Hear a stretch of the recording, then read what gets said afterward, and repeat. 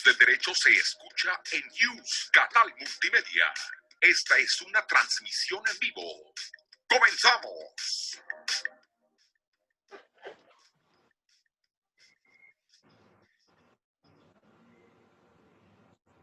¿Qué tal, queridos amigos? ¿Cómo están? Sean bienvenidos a su programa favorito de Rutas y Retos de Legalidad de la Secretaría Académica de la Facultad de Derecho de la UNAM.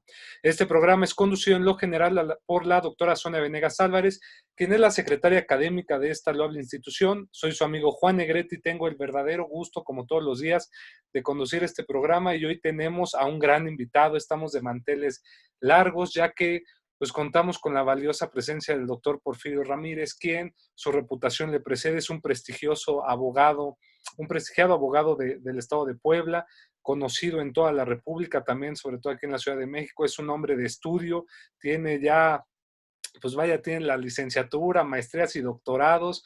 Es un hombre que constantemente ama la materia del derecho y la litiga, es decir, en la praxis jurídica la lleva a cabo. No quisiera yo agotar el tiempo de este programa porque nos interesa escuchar a nuestro invitado de honor. Él nos va a platicar un tema muy relevante, muy interesante e importante en nuestros días, sobre todo, que es la violencia intrafamiliar y las consecuencias jurídicas que esta tiene. Doctor Porfirio Ramírez, gracias por estar con nosotros. Sabemos que es un hombre muy ocupado. ¿Cómo se encuentra este día? Juan, el honor es mío y pues muy contento de poderte acompañar en este importante programa y las veces que sea necesario y que tú me quieran invitar, siempre seré materia dispuesta, Juan, a tus órdenes. Muchas gracias, doctor. Y vaya que sí, estamos muy contentos porque este programa nos escuchan muchos jóvenes, no solo de la UNAM, sino también en los estados de la República, gracias a las universidades autónomas, Radio UNAM y también universidades privadas y hasta en Latinoamérica. Y es bueno y es preciso que escuchen la voz de abogados experimentados como usted para que también vayan ellos en su devenir futuro en la materia jurídica, pues aprendiendo ramas que son y se viven todos los días y que los abogados formamos parte crucial en estas materias. Y la violencia intrafamiliar es algo que lamentablemente existe y que los abogados fungen un papel importante para que puedan defender a estas personas que la padecen. Por lo cual me gustaría preguntarle, doctor, ¿cómo es esto de la violencia intrafamiliar? Es decir, ¿cómo podríamos definir la violencia intrafamiliar y cómo podemos ir bajando a todas las consecuencias tan graves que esta va teniendo en el mundo jurídico? Sí. Luego, erróneamente, el ciudadano de a pie tiene la falsa idea que la violencia solamente se da por un maltrato físico y demás, ¿no? Cuando la violencia abarca muchos aristas, como puede ser una violencia moral, una violencia económica, una violencia de género, una violencia social, y todo eso impacta definitivamente en la violencia intrafamiliar. Acá también un punto importante, Juan, con el cual yo quisiera abrir esta charla, es que también no normalmente, se da la violencia del varón para la mujer, cuando ya actualmente también en verdad hay violencia de la mujer para el varón. Pero yo voy más allá. En mi experiencia como abogado postulante, cuando he tenido juicios de custodia, para mí ha sido bien importante que en base a este tema que estamos hablando, cuando el juez está facultado, esto es un criterio de la Suprema Corte, a que cuando se pueda violencia en contra de los menores, puede ordenar diligencias periciales en específico, periciales en psicología, no solamente para el progenitor que va a tener la custodia, sino para la gente que va a convivir con el menor. Por eso mismo, para evitar esa violencia intrafamiliar. Ese es para mí un criterio muy proactivo que muchos jueces, aunque la ley le da la facultad, porque por lo menos en muchos códigos de procedimientos civiles de diferentes entidades federativas, tienen esa facultad de amplísima, ¿no? Que les da la ley para que hagan indagatorias hasta más no poder. Pero bueno, la Suprema Corte sí fue muy contundente en ese criterio, donde establece que el juez no solamente debe de examinar psicológicamente a los progenitores, sino también con quién va a convivir el menor, porque el menor luego convive con el abuelo, con los tíos, con los primos, y es donde viene la violencia intrafamiliar para el menor, y muchas veces los jueces son omisos en eso, Juan. Entonces, ese es un punto para mí trascendental. Lo que te comentaba también, que ya es una violencia también, ya luego a la par, ¿no? Normalmente nos vamos que el hombre se que violenta, cuando también luego la mujer violenta al hombre. Pero bueno, seguimos en una sociedad donde todavía no acabamos de cambiar ese paradigma, y bueno, lo general es eso, ¿no? cómo se da, cómo se aterriza? Bueno, de entrada tenemos dos caminos, ¿no? El camino familiar, es decir, el derecho civil, y el camino penal. Y bueno, en los dos creo que ha habido avances muy importantes en el camino penal con esas medidas que puede dictar el Ministerio Público para efectos de resguardar a las víctimas, y en la materia familiar con las medidas también que el juez puede dictar precisamente para seguir evitando esa violencia. Fíjese, doctor, usted acaba de referir dos puntos cruciales y muy importantes y a veces no los tomamos en cuenta. Y qué bueno que se toquen. Uno de ellos es, por ejemplo, la violencia, independientemente de género y sexo, es violencia, ¿no? Y hoy por hoy hay muchos hombres que también padecen violencia por parte de sus parejas, de mujeres y demás, y esto es un punto importante. Y otro es exactamente que muchas veces, como lo decía usted, el ciudadano de pie piensa que la violencia nada más se vive en un ámbito entre pares, es decir, entre cónyuges o pues tal vez entre personas que comparten un poco la edad, pero no se dan cuenta que los niños, los menores, pues pueden resentirla no solo de línea directa de los padres a ellos, sino también todos los que conviven y a veces no pensamos eso, por lo cual me gustaría hacer la siguiente pregunta y es como muy general, ¿no? Si una persona sufre violencia, que puede ser cualquier tipo de violencia, supongamos violencia física, violencia sexual, violencia económica, psicológica, como le decía usted, ¿qué tendría que ser lo primero que esa persona tendría que hacer? Es decir, yo sufro violencia, ¿qué debo de hacer primero? ¿Ver si me tengo que ir a la materia penal o ver si me tengo que ir a la materia familiar? Es decir, ¿qué procede ahí, maestro? Hay dos caminos, tú lo acabas de referir muy bien, tanto la materia penal como la materia familiar. Y yo, sin lugar a dudas, soy un partidario de acudir a la materia familiar, y te voy a explicar por qué. La materia penal, si bien es cierto, contempla nuestro Código Nacional de Procedimientos Penales medidas cautelares, las famosas medidas cautelares, y dentro de todo el capítulo que hay, establece que se le aperciba al sujeto activo de delitos no se acerque a determinadas personas. Vamos a poner un ejemplo, ¿no? Uh-huh. La mujer la que recibe la violencia para con el menor, los menores. Entonces, acudir a una instancia penal, bueno, pues le puedes pedir al Ministerio Público autorice una medida cautelar a efecto de que se restrinja el sujeto activo, vamos a hablar del cónyuge, el esposo, al domicilio familiar. Ahí, yo lo que veo ahí un tanto cuanto, la verdad, en la práctica poco funcional, es que muchas veces la burocracia de los ministerios públicos, por la carga de trabajo, bueno, esto y nada vale lo mismo, ¿no? Sí. Vale lo mismo, y esto te lo digo como abogado postulante, ¿no? Porque vale, la perciben y demás, y la mujer pues, hace caso omiso y se puede acercar y caemos en lo mismo. ¿Por qué soy más partidario de la situación familiar, de la situación familiar o civil? Porque existen medios preparatorios a juicio, ¿sí? A efecto de que precisamente se evite que se continúe con la violencia y después se llegue a una instancia ya de una litis como tal.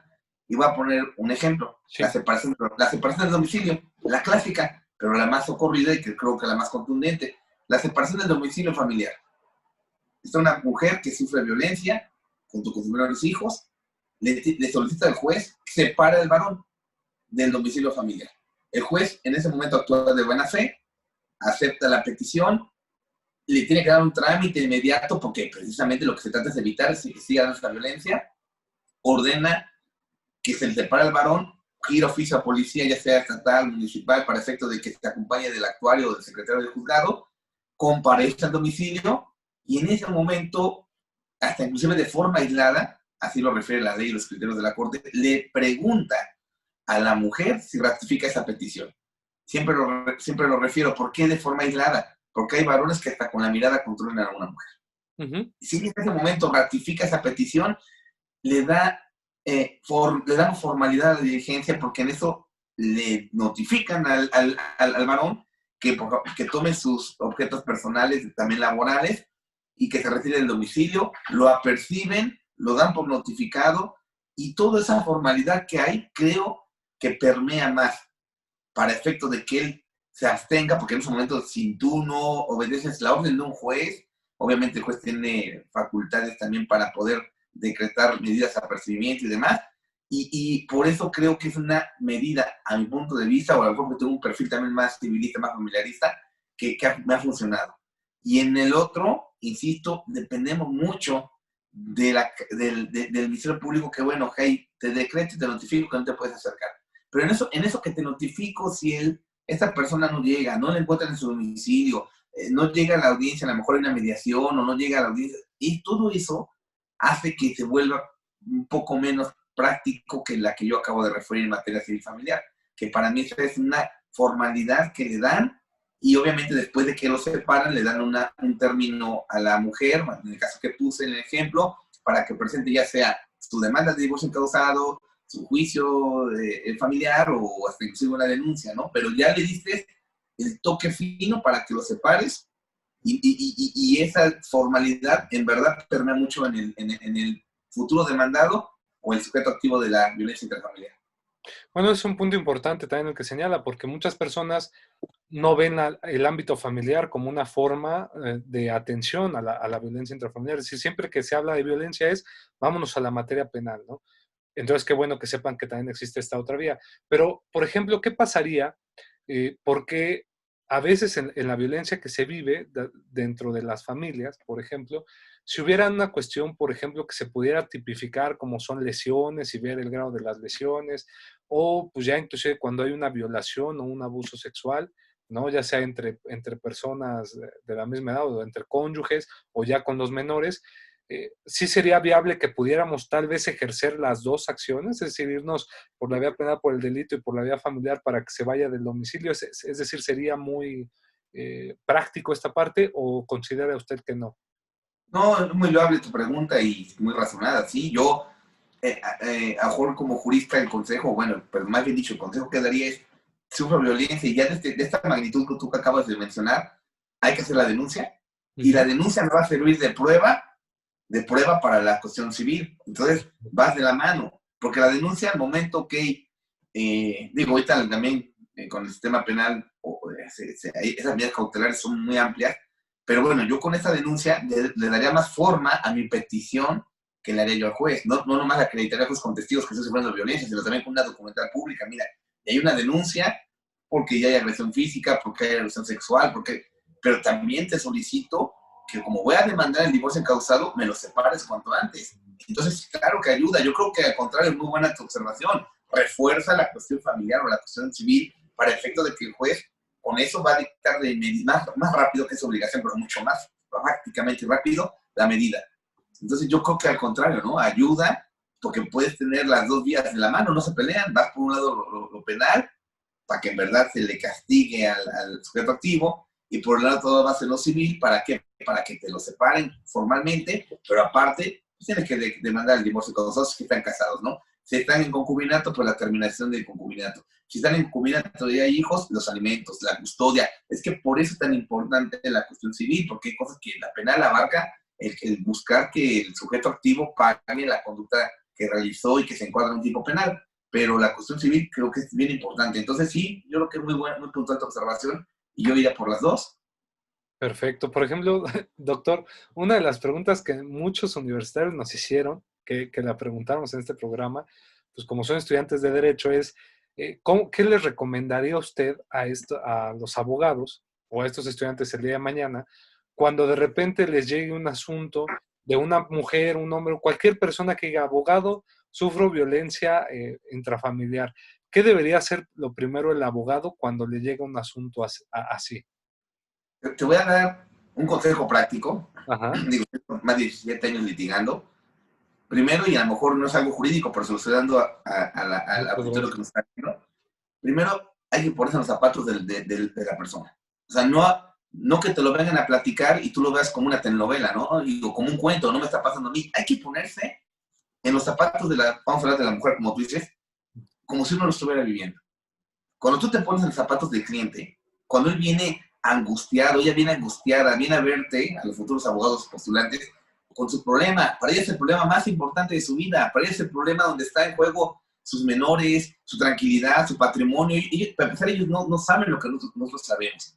Entonces, de entrada, el primer consejo es que pónganse en los zapatos de su cliente, de su representado, vivan el problema. Porque al vivirlo, lo vas a defender, como debe de ser. Si tú lo ves como una telenovela, pues sí, le está pasando, le das la vuelta, valga la expresión, y te lo digo porque así pasa, y entre más tiempo pasa, hay abogados que se cansan porque escuchan tantos problemas. No hay que cansarse. A sus servidores hasta por teléfono me marcan y me platican, escúchalo porque está viviendo el problema. Desde ahí tu asunto va a tener un buen resultado porque lo estás agarrando con amor al litigio, con amor a lo que te debes. Si tú lo estás escuchando como un problema más, y pues no va a salir bien. Es el primer consejo, y a lo mejor escucho un consejo para grandes juristas insignificante, te lo digo como litigante, es el primero que yo le doy. Me pongo los zapatos, me pongo como si fuera mi mamá, mi hermana o tu servidor. Bueno, pues, ¿qué voy a hacer para resolverlo? Tengo esta vía, y acompáñala, ve a denunciar, presenta tu promoción de medida precautoria para juicio o medida previo al juicio, acto prejudicial, como le quieren llamar en cada entidad federativa, y hazlo. Al momento que tú lo estás ejecutando, lo estás viviendo, vas ahí, lo vas a separar porque hay gente que llega hasta golpeada, mujeres golpeadas con evidencias, que ahorita con los medios que graban al varón cómo en verdad la someten, la violentan. Bueno, en ese momento tú como abogado vas a crecer. Y no es tanto porque obviamente, y más en estos asuntos no hay cobro, ¿eh? El cobro es nulo, pero te va a dar una fortaleza de convicción para lo que están estudiando, para lo que quieren ser. Yo creo que en la medida que todos los futuros abogados y los ya abogados tomemos conciencia de esto, el perfil de la abogacía va a cambiar para con el ciudadano, porque el ciudadano tiene un perfil de la abogacía malo. ¿Sí? Al abogado lo ven como el que nos va a robar, como el que nos va a engañar, desgraciadamente. Entonces, vamos a partir de ahí, ¿no? Y no es una plática que quiero entender de ética jurídica ni nada, simplemente es un consejo que me estás preguntando qué es lo que yo primero es necesario. De ahí de entrada ya viví el problema, y como lo estoy viviendo, me voy a poner a estudiar qué opciones tengo, ¿no? Para los que estamos empezando, que están empezando. Pues tengo la vía penal, eso es muy fácil, acompaño a la señora, presentamos la denuncia, el Ministerio Público le pido medidas cautelares, y después me pongo a ver qué opciones tengo en la vía familiar. Separación del domicilio, depósito de persona, que es otra figura. Pues yo voy, presento, y aparte pido audiencia con el juez, y voy y le explico el problema con la secretaria. Está pasando esto, me urge separar al varón del domicilio porque puede haber una tragedia y menores. Eso es lo que ha faltado también, yo creo, en el mundo de la abogacía, tanto en nosotros como litigantes, como en el aparato burocrático, donde ellos reciben miles o cientos, y lo empieza a ver uno como un expediente más. El día que tú veas eso como litigante, como un expediente más a tu cliente, estás perdido. Eso es lo que yo primero les daré un consejo a los jóvenes que nos están viendo. Bueno, y es un primer consejo y grande y muy importante, qué bueno que lo mencione. Al fin y al cabo, pues estos programas son para decir lo que es importante, y la ética es también un punto primordial que no debemos perder, y más como jóvenes futuros abogados. Otro punto y otra pregunta que también se ha dicho mucho, y qué bueno que usted también lo mencionaba, era el tema de los hombres. Muchos hombres a veces tienen miedo de pues decir que sufren violencia por muchos estereotipos que se han creado socialmente. Si un hombre es violentado, también podría ir a la vía familiar para que se aplicara lo mismo, en este caso, con su cónyuge, como lo decíamos al inicio. No, pues es que tu pregunta también es muy loable, muy interesante, porque efectivamente muchas leyes, y por ejemplo te voy a hablar de nuestro código acá en el estado de Puebla, ¿Sí? y se tenía de entrada, ¿no? El matrimonio, ¿no? Es la unión de un solo hombre y una sola mujer que tiene dos objetivos, ¿no? Es un contrato de un solo hombre y una sola mujer, perpetuar la especie y ayudarse mutuamente por la existencia. En otros estados ya no habla de un solo hombre y una sola mujer, les hablamos de que hay matrimonios entre el mismo sexo, ¿no? Acá en mi estado todavía no lo hay. Entonces, como esa figura, igual, si la mujer, la cónyuge sufre violencia, tiene esto, ¿no? Entonces, independientemente de lo que diga ya la ley, pues en un control ya que tenemos de parte de las autoridades, tanto convencional, ex oficio, demás, pues tiene que ver la proactividad del juzgador. Si me preguntas si yo fuera juzgador y veo que el artículo dice, si la cónyuge sufre violencia, y me lo viene a pedir un varón, y no dice el cónyuge sufre violencia, yo, en base a los criterios proactivos que tenemos y que todas las autoridades jurisdiccionales deben de seguir, yo aplicaría y dejaría de aplicar ese artículo sin que violente el principio de legalidad que me debe regir como autoridad, que debo hacer solamente con lo que la ley me dice. Yo sí dejo de aplicar ese artículo en base a un principio de convencionalidad, de un principio de siempre la vulneración de derechos humanos que da. Yo agarraría y lo permitiría, porque esa es la idea, ser proactivo. Digo, ser proactivo, ¿y en qué fundamentaría? Buscaría yo algún tratado internacional, alguna convención. el orden constitucional, algún criterio de la Corte para fundamentar mi actuar y tampoco vulnerarle derechos a la otra parte. Pero yo lo haría así.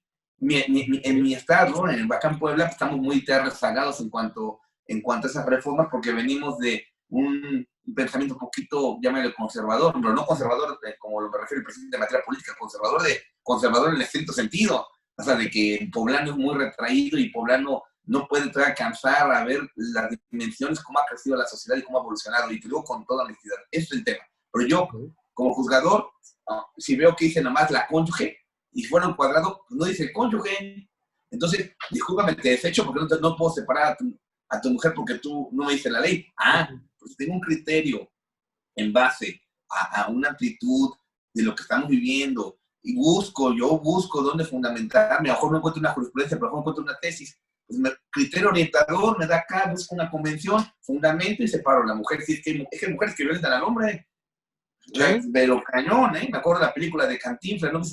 Llega el policía, el papel, y le está pegando una mujer a su esposo, ¿no? Entonces yo creo que es lo que tenemos que buscar y el litigante exigir, ¿no? Porque ya me desecharon, oye, momento, ¿no? Me desechan, me voy a las instancias, ya sea ordinaria o al amparo, para decirle, oye, juez, ordinale, que aplique los nuevos controles que existen en este país. No, y sin duda que pasa, y sí es bueno que se sepa, porque pues como ya vimos esta brecha de la violencia intrafamiliar vía una jurisdicción civil familiar, pues sería interesante también ver cómo aplica. Digo, en materia penal no tengo tanta duda, más el rezago que ha habido en muchos casos prácticos de la discriminación por parte del Ministerio Público, ¿no? Que dice, ¿sabe qué? Pues usted mejor no venga aquí a acusar y váyase a su casa y ponga orden. He escuchado ministerios públicos que le dicen eso a los hombres, ¿no? Entonces es un tema muy no debatible, pero sí es muy intransigente muchas veces, ¿no, doctor?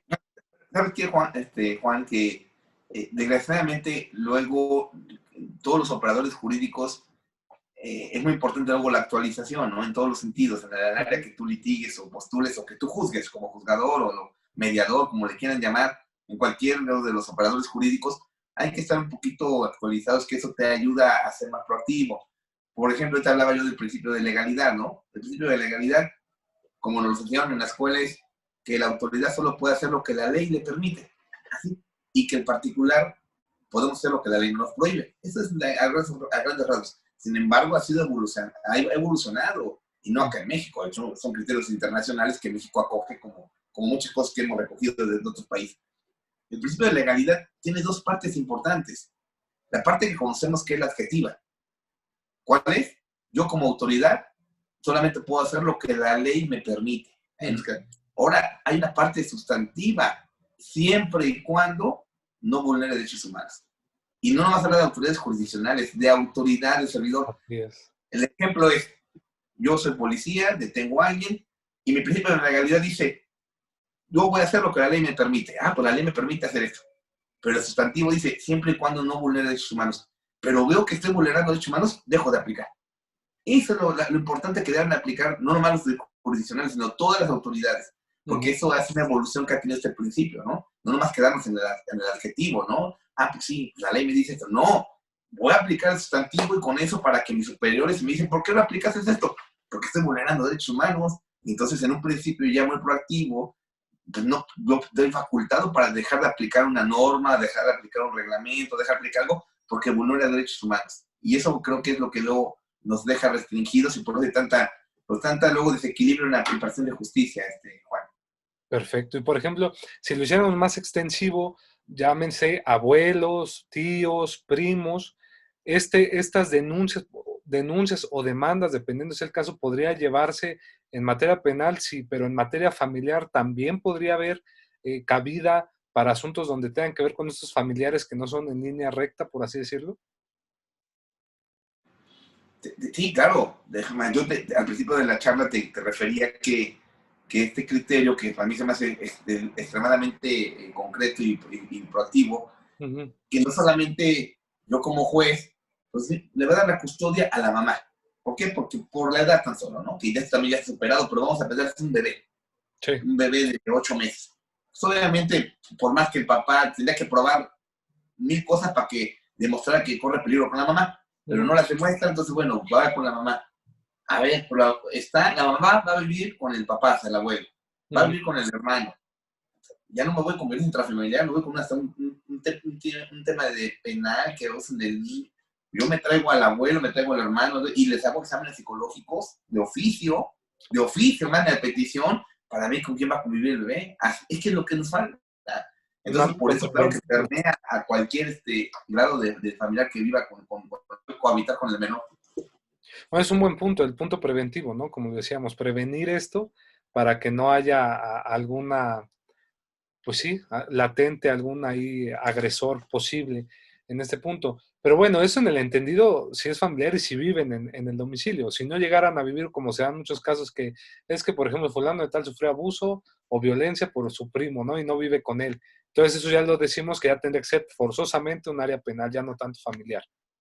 Sí, porque ahí el criterio es muy concreto, ¿no? ¿Quién va a cohabitar? O sea, se entiende como lo acabas de decir, en el domicilio. Excelente. Entonces, sí, es otra cosa, ¿no? Ya entramos a otros temas, pues ya estamos hablando de un orden estrictamente penal, ¿no? Ok, doctor. Y por ejemplo, usted como abogado con gran experiencia en este tema, ¿qué considera que hace falta para prevenir esto, para prevenir la violencia intrafamiliar? Digo, ya nos dijo un punto muy interesante que son los exámenes estos psicológicos que se pueden mandar a hacer para los que cohabiten. Y este es un punto que yo creo que muchos no saben y que ahora que ven este programa ya lo van a saber. Pero ¿qué otras medidas se tendrían para ya ir previniendo esta violencia? Y más ahorita que con la pandemia que estamos sufriendo, pues fue muy connotado y muy mencionado cómo hubo una alza en violencia, sobre todo contra la mujer, porque ahora guarecían en el mismo hogar ya sin salir y pues obviamente se disparó el índice. ¿Qué podría decirnos al respecto? Acá en Puebla, en teoría, porque no funciona en la práctica y lo digo, desconozco si ustedes ahí en la Ciudad de México o Estado de México también lo tengan. Acá en Puebla tenemos los jueces ordinarios, por llamarlos así, que son los que hacen toda la cuestión procedimental, y al final tenemos lo que conocemos en materia federal, jueces auxiliares, pero acá se llaman jueces supernumerarios. Lo que en materia federal son los jueces auxiliares. Sí. ¿Quién es el juez auxiliar? El que resuelve nomás, ¿no? Le mandan todo ya el expediente, llámelo todo el procedimiento, y el juez auxiliar auxilia precisamente en dictar la sentencia por la carga de trabajo que tiene el juez ordinario. Acá en Puebla tenemos algo similar, que también ha de ver ahí en México, sin duda, pero vean, este juez supernumerario lo que hace es resolver nomás, pero tiene otra facultad este juez supernumerario, que es lo que será oportuno ver si ustedes lo tienen.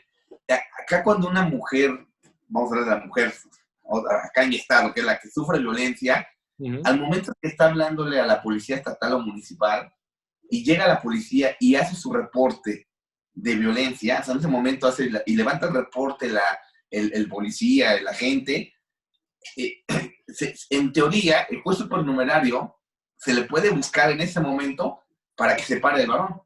O sea, eso es importante en teoría, pero desgraciadamente al juez supernumerario a lo mejor le están hablando y no contesta, pero no tienes que ir a presentar una denuncia, no tienes que ir a pedir una providencia o un medio preparatorio, como lo referí en un inicio, pero eso sería un gran avance, que se legislara a nivel federal como una ley general y no leyes sin invasión de competencias, obviamente, pero en el entendido que estamos, yo creo que debe darse ya en un muy largo tiempo el Código Nacional de Procedimientos Civiles, donde ya está facultado el Congreso de la Unión a legislar en materia procesal. Ahorita hay una lagunota, si quieres pues platicamos de eso, porque imagínate, reformó la Constitución donde el 73 ya le da facultades al Congreso Federal legislar en materia de procedimientos civiles, y ahorita ¿qué hacen si tenemos acá necesidades en mi estado, en la Ciudad de México o en, no sé, en otro estado? ¿Cómo no pueden legislar ahorita los congresos locales? Porque ya es una facultad federal. Entonces, mientras, ¿qué hacemos si necesitamos, como me acabas de preguntar, movernos? Así es. Entonces, bueno, digo, me meto a lo mejor otras cosas, pero son cuestiones proactivas. No, pero están conectadas. Pues no se ha aprobado, estamos en el limbo, y para un litigante proactivo, digo, y si mi Congreso podría legislar algo, ¿qué hacemos? ¿Dónde? Se ha pedido, el Congreso local no puede ahorita, y el federal no se ha pronunciado, bueno, no se ha publicado el Código Nacional de Procedimientos Civiles. ¿A qué voy? Que si hubiera ese Código Nacional de Procedimientos Civiles, en concordancia con todos los estados, podríamos tener esa figura. A ver, le hablas a la policía, en ese momento te levanta el reporte por violencia extranjera. El policía puede servir también de dador de fe, de testigo, le abres el juicio por numerario, sepáralo. No tienes que ir a hacer tu denuncia, formarte, porque lo que pasa es que no hay la cultura de la denuncia porque se desesperan, no ven una acción. Yo creo que sería muy, muy importante hasta un tema de investigación para tus compañeros, para los alumnos, para los jóvenes que nos están viendo, ¿no? Hay muchas lagunas que yo creo que ustedes como jóvenes podrían implementar y sugerir. Hay otros temas importantes que después platicamos y que en verdad son temas tan ordinarios, pero que hacen la diferencia en la aplicación del derecho en ejecución. No necesitamos irnos a temas de postdoctorado, doctorado, maestrías, que obviamente te llevan a una investigación, pero son luego más teóricos. Vámonos a lo práctico. Y lo práctico, para la gente, los alumnos que me están viendo, para tus compañeros, para los jóvenes, está el pan de cada día. Ahí está el punto fino del derecho. Ahí está en que vas a encontrarte con todas las lagunas que tiene o las deficiencias de la ley, con todas las cuestiones que donde tú puedes como litigante ser muy proactivo, puedes hacer esa diferencia. Y los que hacen un trabajo de investigación de tesis, de licenciatura, pues que sea portativo, ¿no? Pero acá está un gran punto de cómo se puede evitar, digo, en cuestiones jurídicas, no en cuestiones sociológicas, ¿no? Ni de deontología jurídica. No, pues hay que ver la sociedad, la familia, los valores, eso ya lo sabemos, eso que lo practica un psicólogo, un sacerdote, un pastor, ¿no? Como abogados, ¿qué puedo hacer yo para que esto se vaya evitando? Bueno, pues ¿por qué no promovemos exponemos, proponemos lo que te acabo de decir, que acá en Puebla no hay, pero no funciona, ¿no? Porque el supernumerario a lo mejor está durmiendo.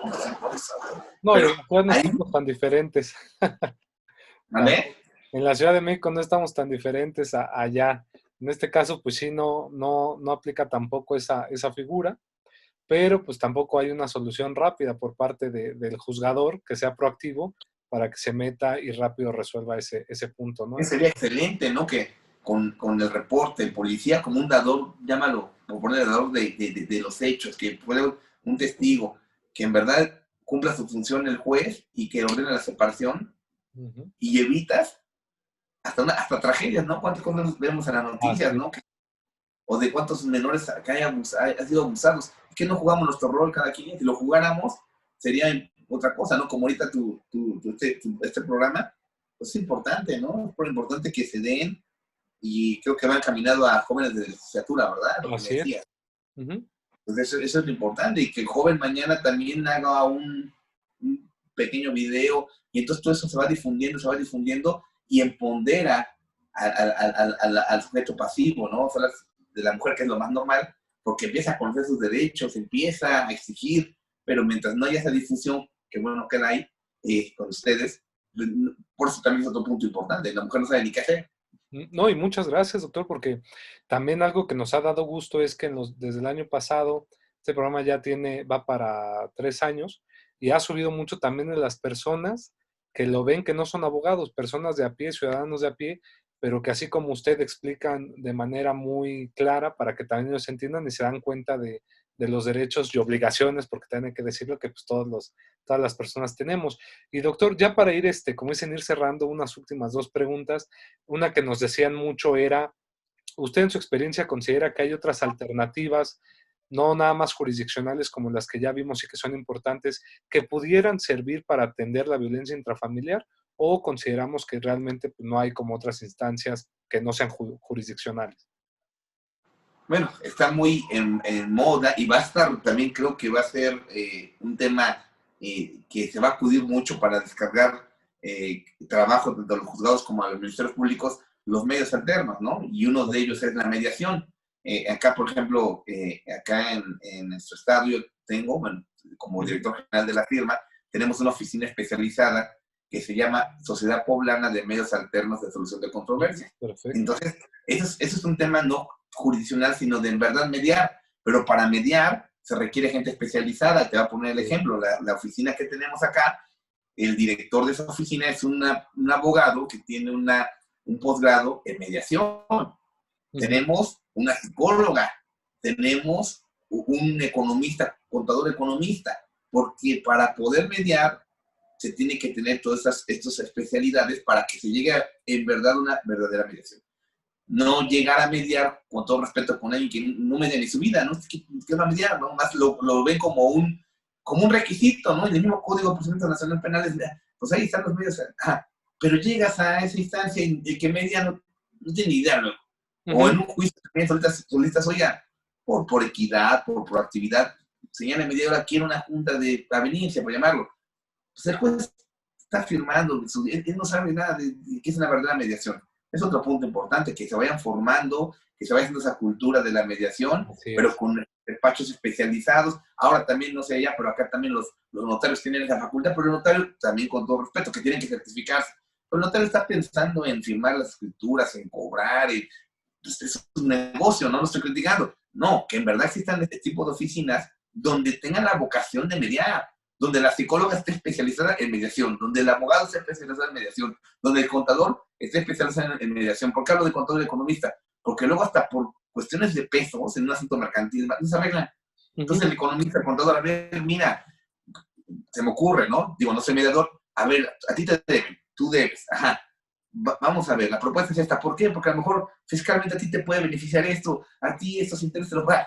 Esa es la función de un grupo de mediadores en cada quien de sus áreas, para que en verdad convenzan a ambas partes, que los dos se vayan convencidos de que hicieron el mejor negocio de su vida. Y que evites un juicio desgastante, engorroso, económicamente te va a complicar. Digo, al final también es cuestionable, porque al final ese convenio acaba en un juzgado si no se cumple, ¿no? Pero ya evitas una carga de trabajo de 2 años. Y además llegas a ejecutar el convenio en juzgado, ¿no? Que algunos tienen como lugar, y otros de acá, en Puebla, directamente ya pueden ser elevados, depende de quién lo celebre, una sentencia como de un juez, ¿no? Excelente, doctor. Y ya finalmente, digo, porque el tiempo es muy envidioso, se va y no nos da más chance, oportunidad para seguir platicando. Como gran litigante que es usted ya por muchos años, pues sobre todo una pregunta que también normalmente hacemos, ¿qué consejo de oro les brindaría usted a todos esos abogados que el día de mañana, estos jóvenes el día de mañana quieren ser buenos litigantes independiente de la materia que lleven, pero que su futuro, su vocación es realmente dedicarse a estar litigando y llevando asuntos a los tribunales y estar protegiendo derechos y demás? ¿Qué les aconsejaría? Digo, mis consejos para grandes académicos o grandes estudios del derecho pueden sonar muy vanos, ¿no? Pero yo lo que aconsejo es por lo que he vivido. ¿Cómo empecé? Empecé como cualquier joven, empecé de nada. Dios me ha socorrido en base a mi trabajo, a que me he preparado, y acá viene el consejo. Un consejo para el postulante primero, para el litigante. Cuando ustedes empiecen a ejercer esta hermosa carrera, porque hay que amarla primero, hay que saber que estamos convencidos de lo que estamos haciendo, y llegue su cliente, no piensen primero en qué le voy a cobrar, qué me va a dejar, qué puedo, perdón, y se lo digo porque empiezan a bañarse. Sí. No, piensen primero cómo voy a resolver el problema, cómo lo voy a ayudar. Hace rato lo refería, me voy a poner en los zapatos de su asunto. Él viene, los van a ir a ver mujeres ansiosas de los alimentos de sus hijos, gente que la despidieron justificadamente, gente que le está quitando su casa porque no tiene para pagar las rentas. ¿Sí me explico qué tipo de gente primero van a captar? Eso es lo que el 90% de los problemas jurídicos no les va a llegar, pero una expresión, el empresario de Banorte, y recupérame tanto, eso el líder va a llegar en su momento. Pero al momento va a llegar, es lo primero que ustedes van a captar y lo primero que les va a dar la sabiduría en el litigio. Se los digo con toda la experiencia. El asunto pequeño no es asunto pequeño. El asunto que ustedes pueden decir son alimentos y que un gran jurista lo vea pequeño no es cierto. Puede ser el asunto más grande de su vida para que ustedes crezcan como abogados. Y lo primero que yo les diría es, no piensen en qué me va a dar para las copias, perdón, así, me va a dar para la gasolina, por eso nos va desprestigiando. No, yo les aseguro que todo en la vida es como un boomerang, lo que se avienta se regresa. Ustedes le dan un servicio de calidad, le dan seguridad. Otro punto importante, no pierdan el sentido humano. Hay que apapachar, decirle, oye, yo me pongo en tu camisa, en tus zapatos, vamos a sacarlo, vamos a hablar con el juez, toquen la puerta. Si no saben, otro consejo, tienen maestros, hay cuántos metros que tuvieron en la carrera que ahorita uno los ve y me pasó, ¿no? Pues lo ves, pasas la materia. cuando sales de la carrera dices, caramba, ¿dónde está mi maestro para preguntarle? Porque es real. La ley te dice una cosa y la lees y luego la lees y ni le entiendes, ¿no? Pero ¿dónde está la experiencia del maestro? Cuiden a sus maestros, pregúntenle. Usted tiene una gran herramienta que en su momento no tuvimos. Bueno, yo cuando empecé, pues no existía como era el googlear, el internet. No se defiende todo lo que sale en Google también, pero hay fuentes muy verídicas y muy fuertes. Pero yo ese consejo les daría que haga preguntar. No se cansen de preguntar, porque siempre 2 o 3 opciones van a ser las que les den a ustedes la luz en el asunto. Pero yo sí les sugiero eso, que es un consejo, digo, te agradezco, Juan, la apertura que me das, muy humano, muy, a lo mejor como te refiero, desde un abogado que me considero un abogado de justicia cotidiana, y que la justicia cotidiana me ha dado todo. Lo que muchos grandes abogados pueden desperdiciar o hacer a un lado porque quieren llevar por ciento corporativo, eso es mentira. La justicia cotidiana, ustedes la llevan bien, con sabiduría, con amor a la carrera, con honestidad, les va a abrir las puertas de todos lados, porque no solamente te va a dejar el cliente un honorario al final, poco, mucho, es bendecido. Te va a dejar la buena vibra, la bendición de decir, me ayudaste, me sacó el asunto, me habló con la verdad, eso es importante. Y ese cliente es la mejor recomendación, porque ese cliente va a decir, yo soy un abogado joven, pero qué honesto y qué ganas le puso al asunto y me sacó adelante. Les va a abrir las puertas del mundo eso. Ese es mi consejo, y yo cerraría con algo, Juan, ¿por qué los doy esos consejos? ¿Por qué? Porque lo he vivido y porque estoy convencido de algo, La competencia crea excelencia. Y yo quisiera que, como yo daba clases acá en el Libre Derecho en su momento, y decía que los alumnos salgan, litiguen, dedíquense a la política, otros al Poder Judicial, ya sea del Foro Común o Federal, háganlo con amor, porque eso crea competencia. Y eso que da excelencia, porque pues, atrás de mí, ahí estás tú, Juan, y cuántos cientos de miles o millones en el país vienen empujando fuerte, porque si quieren comer al mundo, como yo hace 17 años me lo quise comer y lo sigo comiendo. Entonces yo no dejo de luchar. ¿Para qué? Para seguir perfeccionándome, y que ustedes, a otros abogados que les llevan más edad, pues los vean de parámetros a los buenos, para que ustedes digan, yo voy a pegarle, a darle, y eso hace que se perfeccione esta carrera, y que haga una excelencia en nuestra carrera, y que los abogados sean de calidad, ¿no? Eso es para mí muy importante, Juan, ¿no? Insisto, la competencia crea excelencia, sin lugar a dudas.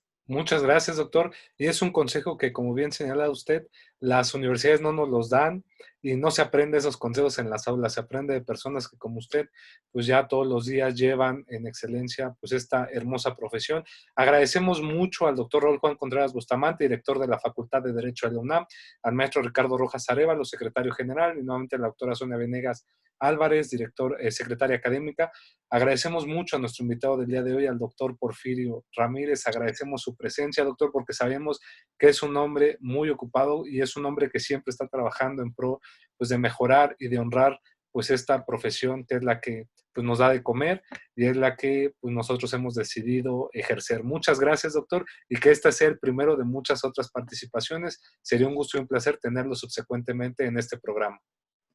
El agradecido soy yo y el honrado soy yo, Juan. Y bueno, si a tu auditorio que nos va a ver, si en algo les puedo servir, alguna duda que tengan y puedo disiparla, digo, entre mis conocimientos, mi experiencia, en mis redes sociales me pueden buscar muy fácilmente, doctor Porfirio Ramírez Mendoza o doctor Porfirio Ramírez, y con mucho gusto me escriben, y en verdad lo que yo pueda disipar una duda que tengan los alumnos, los estudiantes, o incluso quien esté litigando, y podamos darle un consejo, bueno, pues estoy a sus órdenes, Juan. Muchas gracias. Perfecto, doctor, y así será. Muchas gracias. Y usted que nos ve, suscríbase a nuestro canal, comparte este material, como ya lo escuchó, puede ser de gran ayuda y gran utilidad a un vecino, a un amigo, a quien sea. Muchas veces esta información puede cambiar vidas. Muchas gracias y nos vemos en una próxima ocasión. Hasta la próxima, doctor. Gracias, Juan. Bueno.